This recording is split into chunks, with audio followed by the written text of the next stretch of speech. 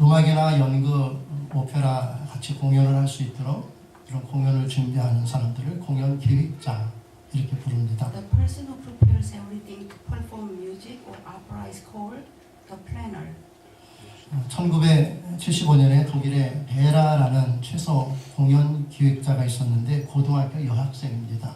In 1975, there was a high school girl named Bora, the youngest planner in Germany. 당시 17살인 그가 독일의 쾰른 오페라 극장에서 공연을 준비할 때 실제로 있었던 일입니다. She was 17 years old when she was preparing the performance at the Kolla Opera Theater in Germany.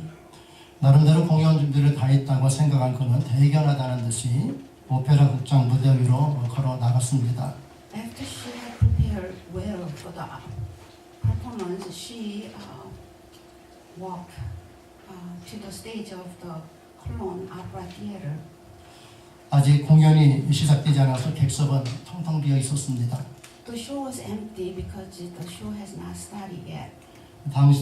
단지 비상구를 표시하는 흐릿한 불빛만이 무대를 비추고 있었습니다. Only the haze light that pointed to the exit was illuminating the stage. 하지만 이 여학생에는 가장 신나는 날이었습니다. But for this girl, it was the most exciting day of her life. 그는 쾰른 오페라 극장에서 열리는 미국 음악가 키스 자렛의 야간 공연 준비를 맡아서 했기 때문입니다. She was ready for the evening performance.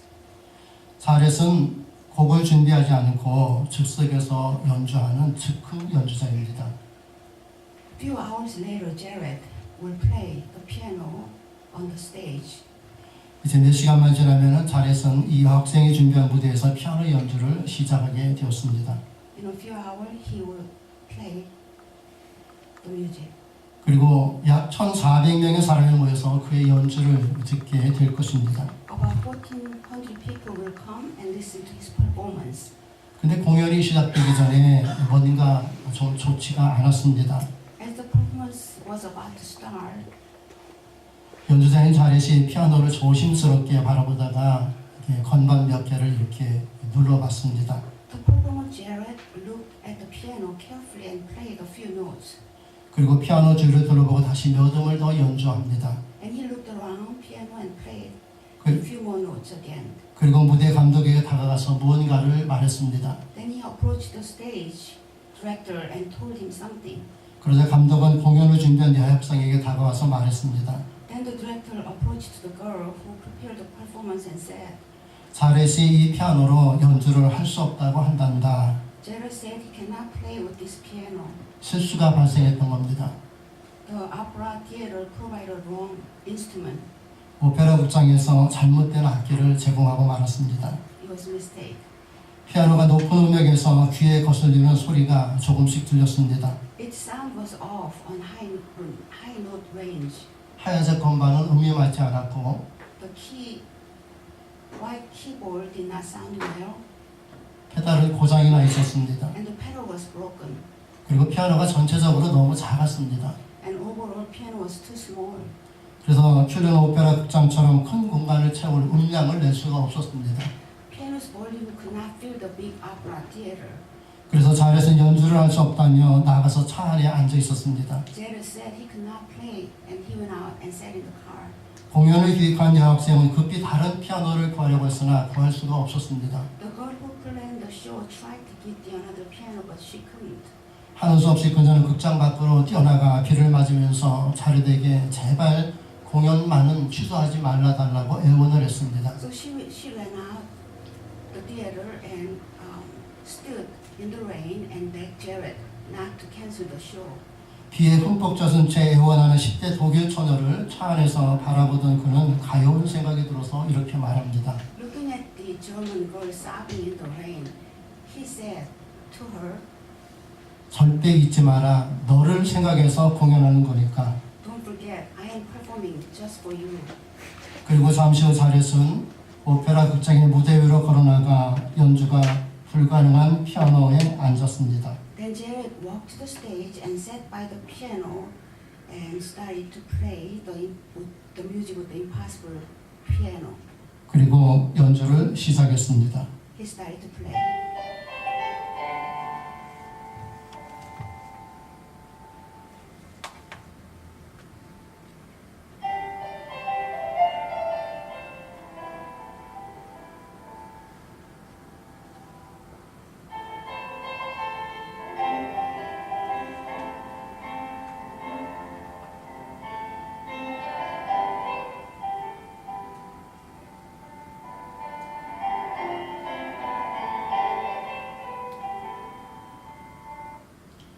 순식간에 신기한 일이 벌어졌답니다. Amazing. 즉흥 연주자인 자렛은 높은 음역을 피해 건반의 중간 부분에만 머물면서 잔잔하게 마음을 누그러뜨리며 음악을 연주했습니다. Jared avoided playing high notes. 하지만 피아노 소리가 너무 작았기에 뒷줄에 있는 청중은 들을 수 없었습니다. He played only with the middle notes and made the music sounds peaceful and calm. However, the piano sound was too small for the crowd. 그래서 그는 청중들이 들을 수 있는 소리를 만들기 위해서 일어나 몸을 구부리면서 피아노 건반을 강하게 두드렸습니다. So he stood up, bent his body, and strongly hit the piano keys. 그의 연주는 소름 돋는 연주였습니다. His performance was amazing. 그 연주에는 어떤 평화스러움과 강한 에너지가 묘하게 담겨져 있었습니다. It was peaceful yet energetic play. 청중은 그 연주에 빠져들었습니다. People fell in love with his play. 그리고 지금도 사람들은 그의 연주를 사랑합니다. That live play was recorded. 그날 그의 연주는 당시 음반사에서 가장 많이 팔린 피아노 독주 앨범이 되었습니다. And it became the best-selling piano album. 피아노 즉흥 연주자인 자렛의 최고 연주곡으로 인정받았습니다. Piano improviser Jared's performed the song sold more than 2.5 million copies. 그래서 이 곡은 250만 장 이상이 판매되었습니다. 여러분, 처음엔 공연장의 피아노를 본 자렛은 그런 고장난 피아노로는 연주를 할 수 없다고 했습니다.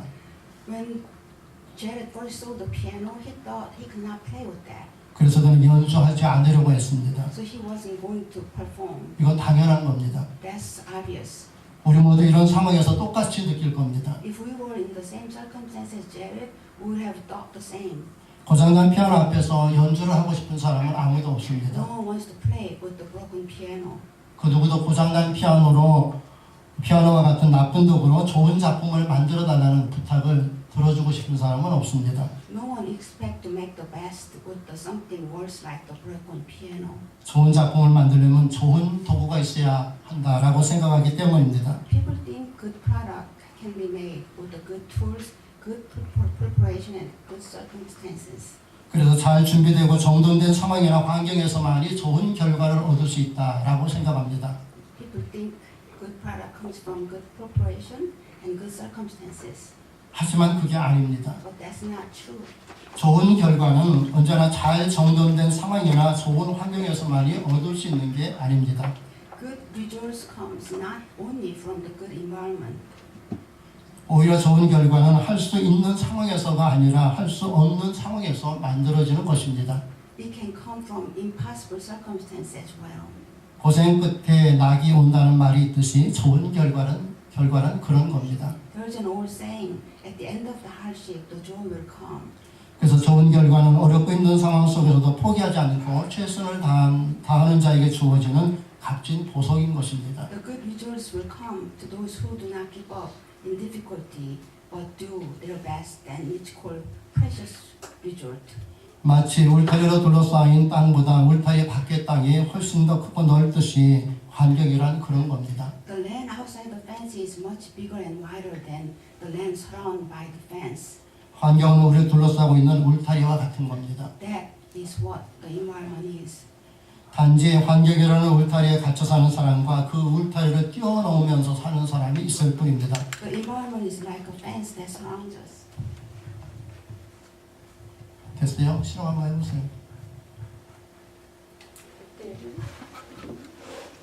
얘기해봐야 들리는 거예요. 틀린데요, 감사합니다.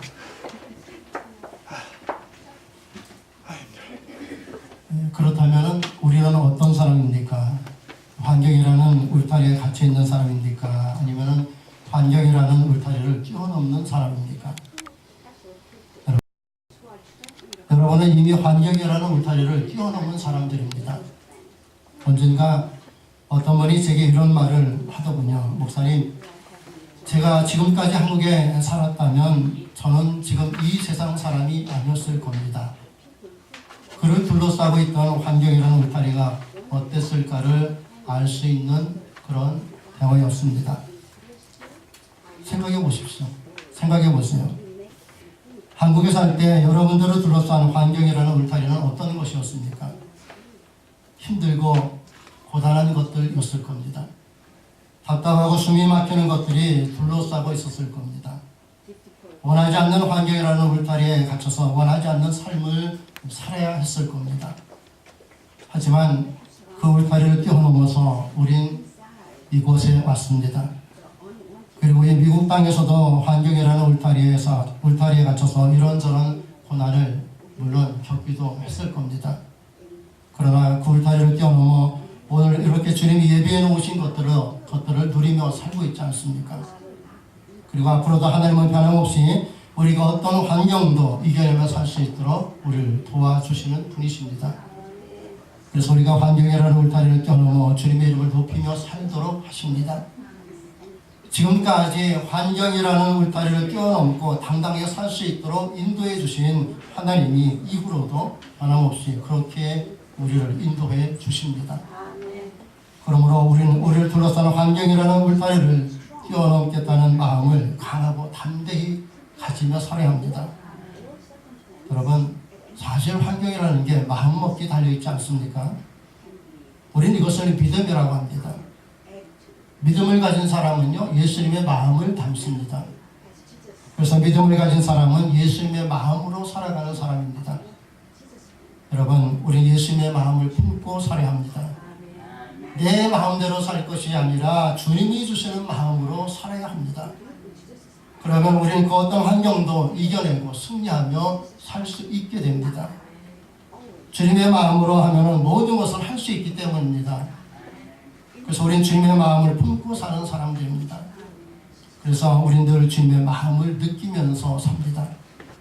그렇다면 여러분, 어떤 때에 주님의 마음이 깊이 느껴지던가요? 물론 평안할 때도 주님의 마음을 느낄 수 있고 어렵고 힘들 때도 우리는 주님의 마음을 느낄 수가 있습니다. 하지만 어떤 때에 주님의 마음을 더 깊이 느낄 수가 있었습니까? 저는 제 인생에 가장 힘들고 어려웠을 때에 그때 주님이 주신 마음을 진심으로 느낄 수 있었습니다. 인생의 나락으로 곤두박질했을 때 그때 제가 어떻게 살기를 원하는지 나를 향한 주님의 마음을 비로소 느끼게 되었기 때문입니다. 그리고 그 주님의 마음으로 주님이 원하시는 길을 가게 되었고 가장 어렵고 힘들었을 때 주님이 제게 주신 그 주님의 마음이 오늘날 저를 이렇게 살게 하셨습니다. 마찬가지로 복음서를 보면요, 주님을 만난 사람들의 이야기가 있습니다. 그들이 어떤 때에 주님의 마음을 깊이 느꼈습니까? 평안할 때입니까? 어렵고 힘들 때입니까? 여러분, 예수님이 이 땅에 오신 것은 이 땅이 평안하기 때문에 오신 것입니까? 주님이 이 땅에 오신 것은 이 땅에 의인들이 있기 때문에 오신 것입니까? 주님은 평안하지 않은 이 땅에 평안을 주기 위해서 오셨습니다.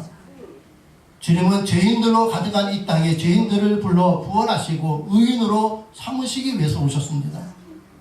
그래서 우리로 하여금 어렵고 힘들 때일수록 주님의 마음을 더욱더 깊이 느끼게 합니다. 그리고 우리가 어렵고 힘들 때일수록 주님은 더욱 가까이 우리와 함께 하십니다. 그래서 어렵고 힘든 일이 있을 때, 외롭고 고독할 때, 그때가 주님이 주신 마음을 우리가 가장 깊이 느낄 때입니다. 그러므로 어렵고 힘들 때일수록 고독과 외로움이 커질수록 주님이 주시는 마음으로 주께 가까이 가시기 바랍니다. 왜냐하면 주님만이 우리를 평안케 하실 수 있기 때문입니다. 주님 안에서만이 우리는 모든 것을 이기며 살 수 있습니다. 우리가 주님이 주신 마음으로 살면 어떤 어려움도 힘든 일도 외로움도 고독함도 주님이 다스려 주십니다. 그래서 슬픔이 변하여 기쁨이 되게 하십니다. 절망이 변하여 소망이 되게 하십니다. 아픔이 변하여 감사가 되게 하십니다. 고독이 변하여 찬송이 되게 하십니다. 주님이 주시는 마음으로 살면은 우리가 이렇게 모든 것을 이기며 살 수 있도록 우리를 도와주십니다. 그래서 보세요. 복음서를 보면요, 주님을 찾아온 사람들은 모두가 다 어렵고 힘들게 살던 사람들입니다. 모두 다 외롭고 고독하게 살았던 사람들입니다. 심지어 가족들과 사람들에게 버림받고 살았던 사람들도 있습니다. 하지만 이들은 이 가장 어렵고 힘든 때에 주님이 주시는 마음을 비로소 깨닫고 그 마음을 품게 되었습니다. 그리고 주님이 주시는 마음을 품고 주님을 찾아왔습니다. 그래서 주님이 이들의 모든 아픔과 문제를 다루시고 해결하시고 회복시켜 주셨습니다. 그래서 여리고의 소경도 눈을 뜨지 않았습니까? 한센병에도 고침을 받았고 일곱 귀신들이 막다나 마리아도 새 사람이 되었습니다. 안전명령을 허리며 문의가 깨끗함을 받으며 귀머거리가 들리며 죽은 자가 살아나며 이런저런 놀라운 일들이 일어나지 않았습니까? 가장 고통스럽고 힘든 때에 주님이 주시는 마음을 품고 주님을 찾아온 사람들을 주님은 이렇게 위로하시고 고치시고 회복시켜 주셨습니다. 여러분, 주님은 지금도 변함없이 우리에게 주님의 마음을 부어주고 계십니다. 나의 마음이 아니라 주님의 마음으로 살도록 주님의 마음을 지금도 우리 마음에 부어주고 계십니다. 그러므로 우린 범사에 주님이 주시는 마음으로 살기를 힘써야 합니다. 주님이 주시는 마음으로 살 때만에 주님의 돌보심과 보호하심 속에 살 수 있기 때문입니다. 이렇게 우린 주님의 마음을 품고 살도록 부름받은 하나님의 자녀들 아닙니까? 우리가 서로 주님의 마음을 품고 서로 주님의 마음으로 대하면은 주님의 위로와 평강 속에서 살게 됩니다. 그리고 주님의 능력이 임하고 주님의 나라가 이루어집니다. 그러므로 우리가 서로 힘써야 할 것은 오직 하나, 주님의 마음을 품고 사는 바로 그것입니다. 우리를 사랑하시는 주님의 마음, 우리를 위로하시는 주님의 마음, 우리를 도우시는 주님의 마음, 우리를 용서하시는 주님의 마음, 우리를 잘되게 하시는 주님의 마음, 우리를 위해 기도하시는 주님의 마음, 이 주님의 마음을 우리 날마다 느끼며 살아야 합니다. 그래서 우리는 오직 주님의 마음으로 살아야 합니다. 여러분, 주님이 주시는 마음은 어떤 것입니까? 주님이 주시는 마음은요, 아주 다양하고 구체적입니다. 그래서 우리 각자에게 주님이 주신 특별한 마음들이 있다는 겁니다. 어떤 성도에게는 주님이 섬기신 것처럼 주님이 섬기는 마음을 주십니다. 어떤 성도에게는 주님께서 베푸셨듯이 베푸는 마음을 주십니다. 어떤 성도에게는 주님이 가르쳤듯이 가르치는 마음을 주십니다.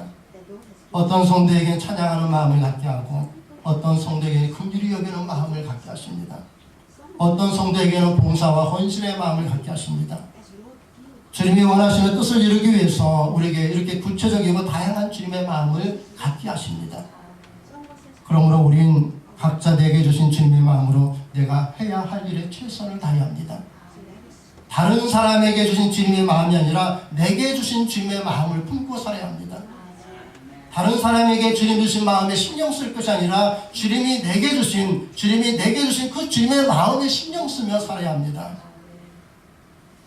그러면 우리 모든 것을 이기며 살 수 있지 않습니까? 여러분, 주님이 주시는 마음은 고통이 담긴 짐이 아니라 복이 담긴 짐입니다.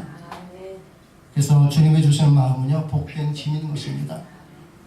우리 각자에게 주신 주님의 마음은 복되는 것입니다. 여러분, 복이 담긴 주머니를 뭐라고 부릅니까? 복주머니 좋아들 하십니까?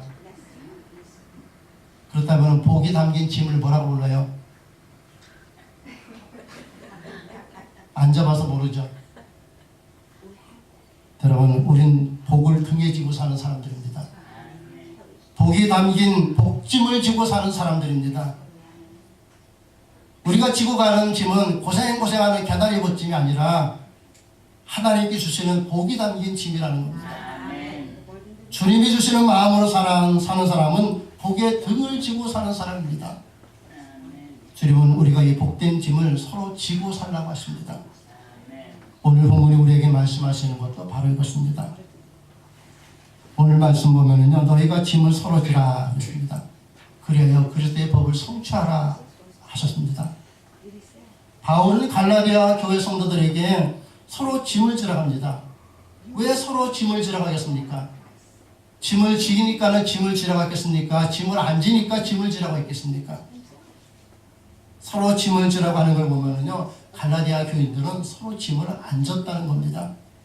즉 자기가 해야 할 일을 소홀히 하면서 다른 성도들이 하는 일에만 신경을 썼다는 겁니다. 그렇다면 갈라디아 교회는 어떤 일들이 있었기에 바울이 이들에게 서로 짐을 지라고 이렇게 이야기했을까요? 바울이 떠난 후에 율법주의자들이 와서 바울이 전한 대로 믿음으로 구원받는 게 아니라 율법대로 할례를 받아야 구원받는다, 이렇게 이야기합니다. 그래서 갈라디아 교회 성도들 가운데에 바울이 전한 복음을 외면하고 할례주의자들이 주장하는 대로 할례를 받는 사람들이 생겨나기 시작했습니다. 그리고 이 일로 교회가 문제가 생깁니다. 믿음의 동료가 유혹에 빠졌는데 그를 판단하고 정죄하는 일들이 교회에서 벌어지기 시작했습니다. 여러분, 믿음의 동료가 무거운 짐을 지고 있을 때 도와주고 함께하는 것이 그리스도의 법인 사랑을 성취하는 것 아닙니까? 우리 믿음의 지대 설령 실수했든지 설령 범죄했을지라도 그걸 정죄하고 무시하기보다는 바른 길을 갈 수 있도록 우리가 위로하고 격려하고 도와주고 함께해 주는 것이, 이것이 바로 그리스도의 법을 성취하는 것입니다. 그러나 갈라디아 교회 성도들은 서로 온유하고 은혜로운 사람이 되어야 함에도 불구하고 오히려 서로 정죄하고 다투는 사람들이 되었습니다. 이들은 오히려 외면하고 무시했습니다. 주님의 마음을 품지 않았던 겁니다. 그래서 바울은 갈라디아 성도들에게 주님이 주신 마음으로 서로 짐을 지라고 합니다.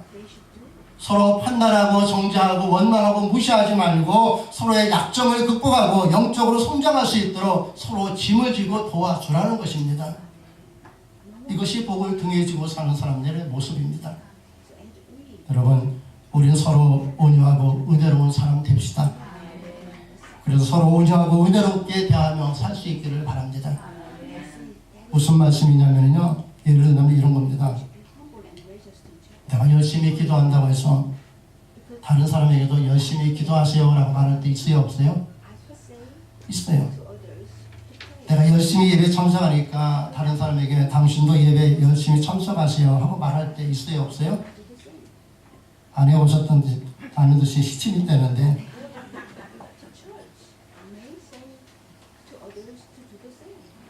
내가 열심히 봉사하니까 당신도 열심히 봉사하세요 라고 말할 때 있습니다.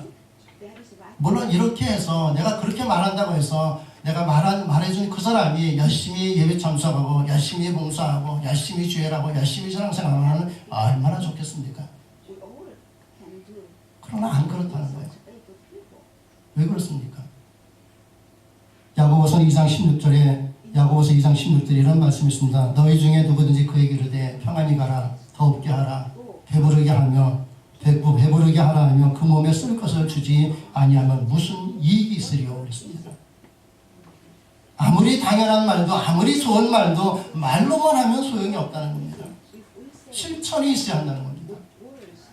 기도하세요. 그러면 하나님이 응답해 주십니다. 이렇게 말만 하지 말고 열심히 기도할 수 있도록 도와줘야 한다는 겁니다. 힘내세요 라고 말로만 하지 말고 힘낼 수 있도록 뭔가를 도와주라는 겁니다.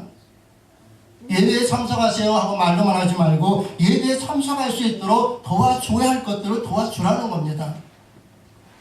말로만 하는 믿음이 아니라 몸으로 하는 믿음을 가지라는 겁니다. 여러분, 몸 뒀다 언제 쓸 겁니까? 여러분, 주님이 이래 쓰시기 바랍니다. 말로만 서로 하지 말고 몸으로 실천하며 사시기 바랍니다. 사랑한다고 말로만 하지 말고 사랑한다면 사랑하는 자답게 도와주고 이끌어주고 배려해주고 위로해주고 해줄 수 있는 것들을 해줘야 하지 않겠습니까? 여러분, 예수 이름을 우리를 사랑한다고 말로만 했습니까? 김일포 목사야 내가 너를 사랑한다 말로만 했다면 저 목사 안 했습니다. 여러분, 예수 이름은 우리를 사랑하기 때문에 자기 생명을 주셨습니다. 우리를 사랑하기 때문에 예수님은 우리를 위해서 나를 위해서 십자가 달려 죽으셨습니다. 그래서 우리가 예수 이름을 사랑하는 거 아닙니까? 근데 우리는 말로만 사랑할 때가 훨씬 많습니다. 예수 이름은 우리를 사랑한다고 말로만 하신 적이 단 한 번도 없으신데 우리는 주님을 사랑합니다 라고 말로만 할 때가 헤아릴 수 없이 많다는 겁니다. 여러분, 우리 모두는 신앙생활 잘할 수 있기를 바랍니다. 그래서 오늘 우리가 여기 모이지 않았습니까? 그렇다면 우리는 서로 온유하고 은혜로운 사람 될 수 있기를 바랍니다. 온유하고 은혜로운 사람은 말로 되어지는 것이 아니라 행함으로 되어지는 것입니다. 신앙생활 우리 잘합시다 말로만 할 게 아니라 우리는 서로 신앙생활 잘 할 수 있도록 서로 도와주고 서로 짐을 지는 사람이 되시기 바랍니다. 주께서 우리를 도우시고 우리 짐을 대신 져주셨듯이 우리도 주님처럼 그렇게 서로 짐을 지고 서로 돕는 것, 이게 바로 우리가 살아야 할 그리스도의 모습 아닙니까? 이것이 바로 그리스도의 법을 성취하는 것입니다. 이렇게 살 때 우리는 우리 둘러싼 울타리를 뛰어넘어서 주님이 주신 멋진 삶을 누리게 될 줄로 믿습니다. 그래서 주님은 서로 짐을 지라고 했습니다. 우리가 짐은 무슨 짐이에요? 고통의 짐이에요? 괴로움의 짐이에요? 아닙니다. 복된 짐입니다. 세상 사람들은 복주머니 하지만은 우리는 복짐을 지고 사는 사람들입니다. 여러분, 주님이 우리 짐을 지었듯이 우리도 주님이 주시는 마음으로 우리가 져야 할 짐을 지고 가시기 바랍니다. 이렇게 서로 짐을 지면 우리는 서로 복된 짐을 지고 사는 사람들입니다. 그래서 우리는 복의 등을 지고 사는 사람들입니다. 우리가 서로 짐을 지기만 한다면 말입니다. 여러분, 옆 사람 보고 축복해 말하세요. 복된 짐 진 사람.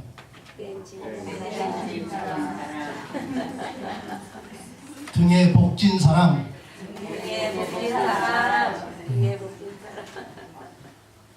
우리가 서로 그렇게 짐을 지고 가야 돼요. 나만 복 받아서 안 됩니다. 우리 다 복 받아야 됩니다. 그래서 하나님은 서로 섬기라고, 서로 짐을 지라고 했습니다. 여러분, 그 짐 잘 지시기 바랍니다. 주님께서 주시는 짐은 복된 짐 잊지 마시기 바랍니다.